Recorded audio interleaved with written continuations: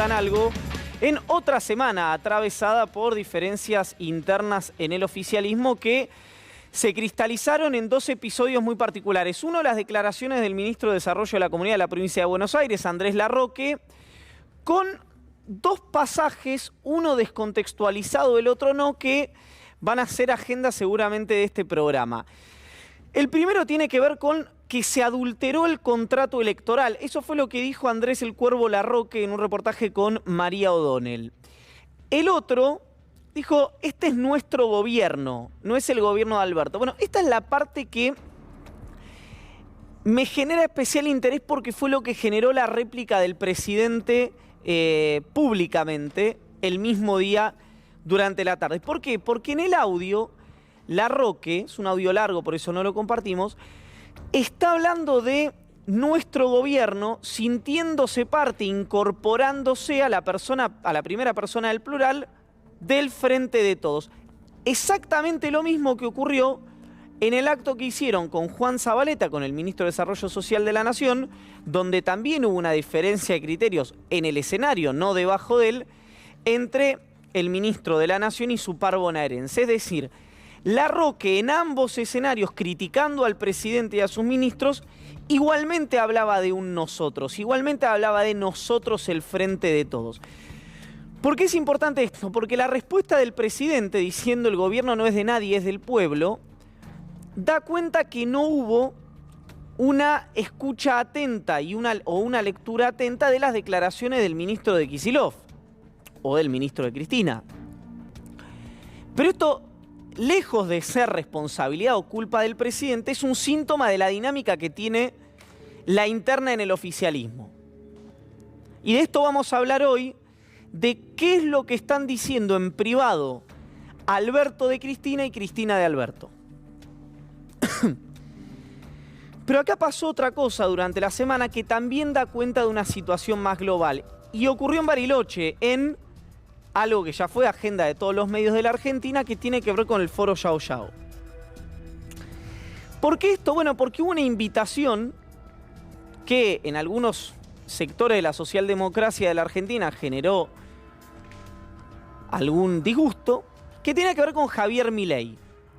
Javier Milei fue uno de los invitados, de los speakers, digamos, a exponer de la dirigencia política, junto a, por separado quiero decir, pero el convite alcanzó también a Horacio Rodríguez Larreta, a Mauricio Macri y a Martín Guzmán. Según Poliarquía, Milei es hoy el segundo mejor político valorado a nivel nacional detrás de Rodríguez Larreta y el segundo político favorito mencionado de forma espontánea detrás de Cristina Kirchner.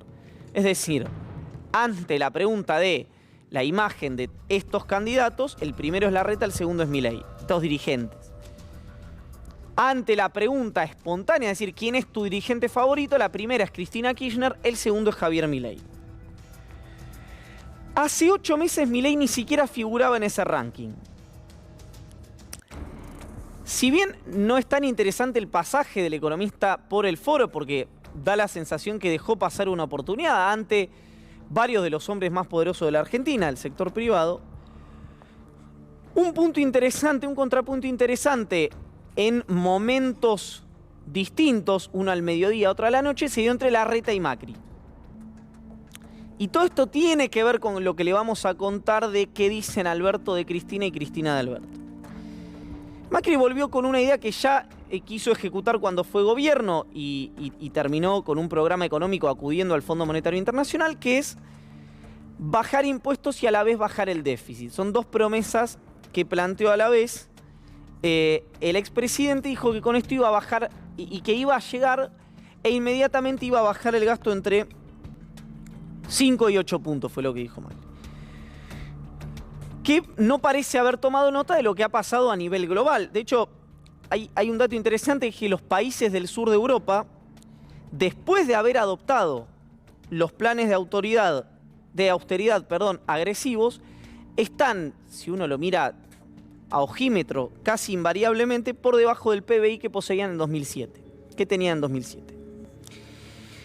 Pero lo más interesante del pasaje de Macri fue cómo intentó degradar a la figura de quien iba a estar en ese mismo escenario unas horas después, a Rodríguez Larreta. Macri deslizó al pasar que su interna la ganaría muy fácilmente y dijo, el que pierda en la interna en un exocet dirigido indudablemente a Rodríguez Larreta, puede ser jefe de gabinete o ministro de alguna cosa, dijo Macri.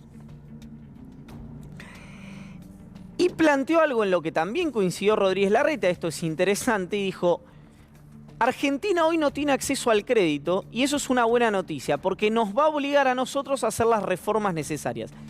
Acá hay algo más en Macri que en Larreta, que fue quien tomó las decisiones de política económica, que es algo que Macri solo puede decir ante una platea no periodística, es decir, ante una platea donde el expresidente es invitado a conversar y no invitado a deliberar. Bueno, ha hecho reportajes donde esa situación ha sido bastante similar, pero la pregunta inmediata es ¿por qué Argentina no tiene acceso al crédito? Y Argentina no tiene acceso al crédito porque el fenomenal proceso de endeudamiento y de posterior, no le gusta al macrismo decir fuga de capitales, díganle formación de activos externos si quieren, que se dio durante el macrismo casi a la par, 100.000 millones contra 80.000 millones de dólares, hace que Argentina no tenga acceso al crédito. No es que Argentina no tiene acceso al crédito por una situación climática. Larreta dijo algo similar y planteó que el próximo gobierno tiene 100 horas, no 100 días. Es decir, el planteo de las velocidades es muy parecido entre ambos. Aunque hubo algún desliz de Horacio Rodríguez Larreta, dirigido tanto a Macri como a Milei y probablemente también a Patricia Bullrich, que es que quien le diga hoy qué va a hacer el próximo gobierno, que descuenta a la oposición, que va a ser de un signo opositor, le está mintiendo. Porque si bien Argentina necesita un plan de estabilización, y Larreta dice tiene que ser con todos los sectores del arco político, cuando dice el 70% uno tiene que pensar que escinde al kirchnerismo, de ese 70%, no es lo mismo si la inflación es del 30, del 50, del 80 o del 100, si la pobreza es del 30, del 40, del 50 o del 60, o si el dólar está en A, B o C, o si el desempleo está en A, B o C. En esta lectura donde Larreta incorpora a un sector del peronismo para las reformas, es donde se apalancan los halcones del PRO para acusarlo de tibio, de moderado al jefe de gobierno. Es decir, que no tiene el fuego sagrado para las reformas que Argentina necesita. Responde Larreta, el fuego sagrado hay que tenerlo para buscar acuerdos para hacer esas reformas, porque ya vimos que con ganar, que con la lógica dual alcanza para ganar, pero no para gobernar. Y hubo un episodio interesante que fue muy poco comentado, en el que uno de los presentes le dice a Larreta, ¿qué pasa si Macri te pide que te bajes? Y Larreta respondió, bueno, yo le pido que se baje a él. Tal vez fue el primer desafío abierto, no tan abierto, porque fue en privado, del jefe de gobierno al, por ahora, líder del espacio, al líder del PRO. Que Macri, me refiero ahora, dejó un comentario interesante a los empresarios que lo escuchaban. Dijo, yo eliminé regulaciones, bajé impuestos y ustedes tampoco invirtieron. Entonces Macri y un sector del empresariado cree que esa es condición necesaria pero no suficiente. Es decir, que hay que bajar más impuestos y eliminar más regulaciones para invertir. Ahí es donde Macri se acerca al pensamiento de Javier Milei, que lo que no demostró fue uñas de guitarrero para saber cómo iba a hacer eso, cómo iba a resolver esos problemas.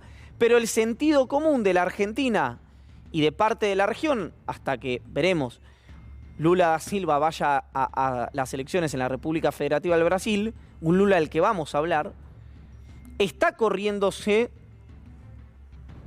digo, hacia la derecha, si usted quiere. Y esto no es responsabilidad de Milei, de Macri. Digo, el propio Lula lleva a un candidato centrista como vicepresidente en la fórmula que va a disputar las elecciones de octubre. El propio Lula. Y hay un factor interesante de la izquierda en Argentina que plantea que la presencia de Javier Milei es culpa de los medios de comunicación. Bueno, probablemente parte de la responsabilidad en estos fenómenos que son multicausales la tenga el periodismo, la tenga la prensa, pero si existe Milei es porque esa dirigencia política no le ha resuelto los problemas a la sociedad. Es decir, un de Narváez surge en su momento como un fenómeno mediático, pero rápidamente se desvanece en el aire. No parece ser, ni por lo que uno ve en las encuestas, ni por lo que uno ve en el mensaje de la juventud, ni tampoco lo que piensan incluso sectores muy importantes del kirchnerismo, que sea el mismo fenómeno de Milei a menos que Milei, como está haciendo el Frente de Todos, atente contra su propio futuro político. Y esto es interesante porque nos lleva a la interna del Frente, que tiene un primer episodio, el que vamos a hablar con Pablo Ibáñez el viernes, cuando Cristina Fernández de Kirchner habla en Chaco, y un episodio unos días después cuando se den las audiencias públicas por el aumento de tarifas. ¿Qué dice el kirchnerismo? El aumento que hacemos no sirve para bajar el déficit, para bajar los subsidios, porque se fueron al demonio por los precios internacionales, pero sí lesiona electoralmente al espacio. ¿Cuál es el mensaje entonces de Alberto Fernández y de Guzmán? Entonces no tiene sentido pelearnos por un 40% de aumento. ¿Cuál es la diferencia entre el 40 y el 20? Bueno, esto tiene que pasar por dos figuras claves. Una, el subsecretario de Energía Eléctrica, Federico Basualdo, hombre máximo de Cristina Kirchner, y la titular del R, una persona que responde a Federico Basualdo, que es Soledad Manin. ¿Cómo va a actuar ese tándem ante el aumento de tarifas? El presidente dice en privado que si atentan contra ese aumento, puede desplazar a Basualdo. Claro, la respuesta inmediata es que sería la primera afrenta institucional a Máximo y a Cristina. Basualdo es un hombre de extrema confianza de la vicepresidenta y del ex jefe de bloque del oficialismo en la Cámara de Diputados. Y Basualdo ya anticipó su rechazo a la suba de tarifas en un informe que elevó al Ministerio de Economía hace 20 días. Entonces, la estrategia, evidentemente, del presidente es que, ante las críticas públicas, la respuesta, además de la que da on the record, sea un crecimiento de la economía que ve el gobierno muy vigoroso y que el kirchnerismo dice sí, pero no llega al bolsillo de la gente. Y ni siquiera está acumulando reservas el central, aún con los 260 millones que compró en las últimas 48 horas. Hay un punto interesante de esto, que es que Alberto Fernández en privado tiene una cuita, no ve con buenos ojos la actitud de Federico Basualdo, pero sí valora el trabajo de Federico Bernal, que es el titular del Enargás. Uno supone hombre también del Instituto Patria. Esto es porque hay autonomía relativa en Bernal, o así como hay un doble juego o un doble rol en algunos dirigentes de la Cámpora, de lo que vamos a hablar con Pablo Ibáñez, también lo hay en energía. O no saben los jefes políticos de Bernal que hay esa sintonía entre él y el presidente. Bueno, esta interna del oficialismo perforó las fronteras de la Argentina y llegó a Brasil, donde Lula, a través de una persona muy singular, amigo de Lula y amigo del presidente, que estuvo en el cumpleaños de Alberto Fernández, le hizo llegar un mensaje a Alberto, probablemente también lo haya hecho con Cristina, y dijo: no voy a ganar para gobernar con Macri. Le mandó a decir Lula da Silva al presidente, y esto ya forma parte, terreno de especulación, a Cristina Fernández de Kirchner. Empezamos, hagan algo.